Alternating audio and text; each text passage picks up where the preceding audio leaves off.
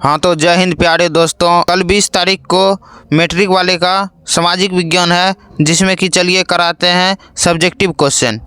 तो पहला क्वेश्चन है, यहाँ पे लिखा है 1848 की फ्रांसीसी क्रांति के क्या कारण थे।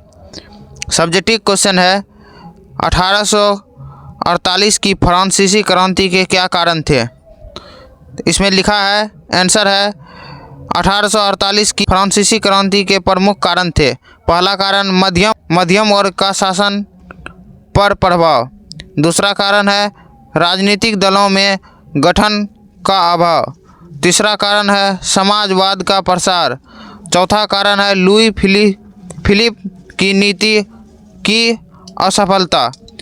ये सब 1848 क्रांति की कारण है। आप लोग समझ गए होंगे। चलिए अगला प्रश्न पे चलते हैं। अगला प्रश्न है, खूनी रविवार क्या है। खूनी रविवार क्या है। तो इसमें लिखा है आंसर, 1905 के रूस जापान युद्ध में रूस एशिया के एक छोटे से देश जापान से पराजित हो गया।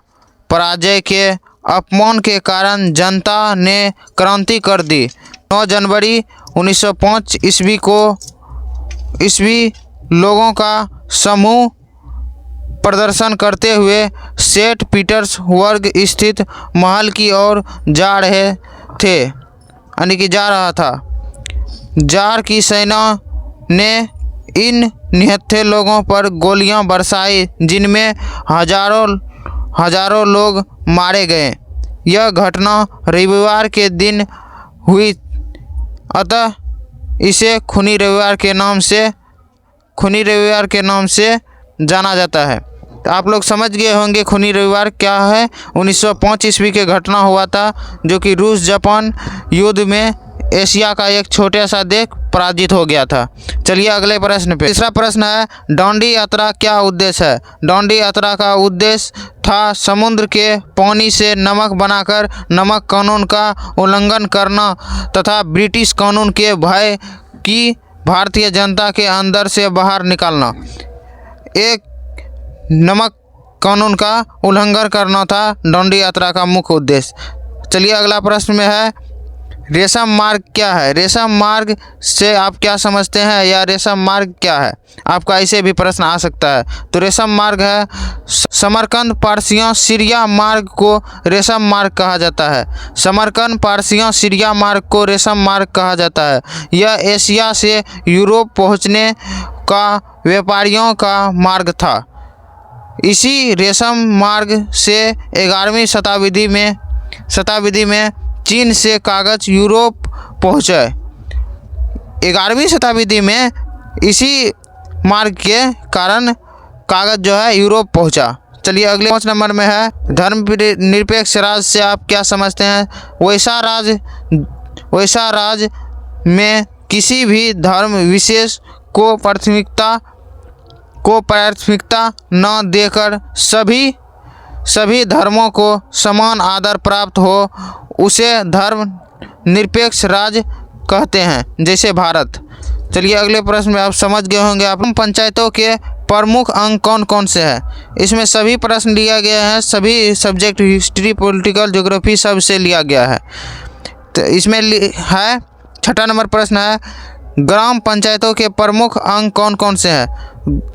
आंसर है, ग्राम पंचायतों के प्रमुख अंग इस प्रकार अग्रलिखित है, यानी कि लिखा हुआ है।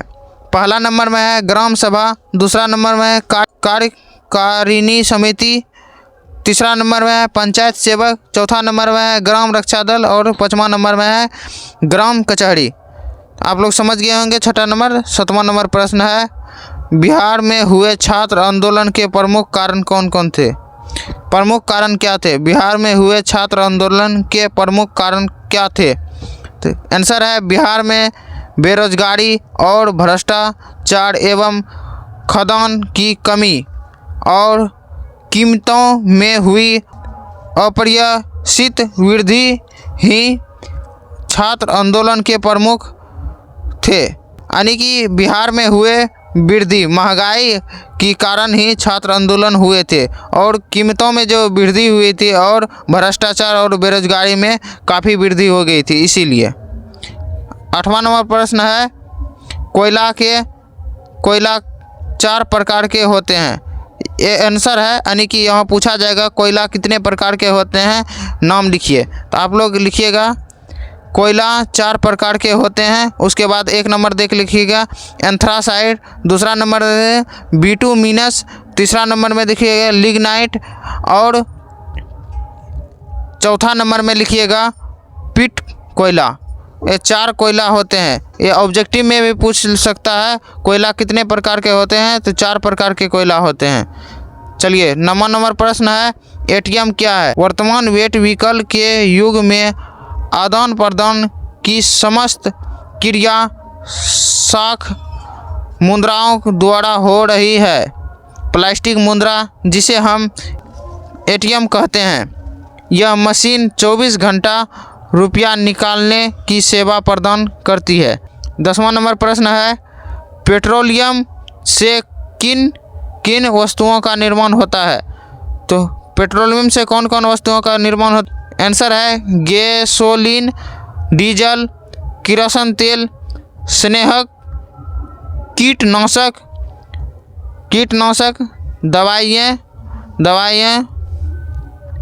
दवाइयाँ, साबुन, कृत्रिम रेशा और प्लास्टिक। ये सब पेट्रोलियम से होता है, पेट्रोलियम से बनता है ये सब वस्तुएं। दवाइयाँ, साबुन, कृत्रिम रेशा और प्लास्टिक। चलिए आप लोग समझ गए होंगे। जय हिंद।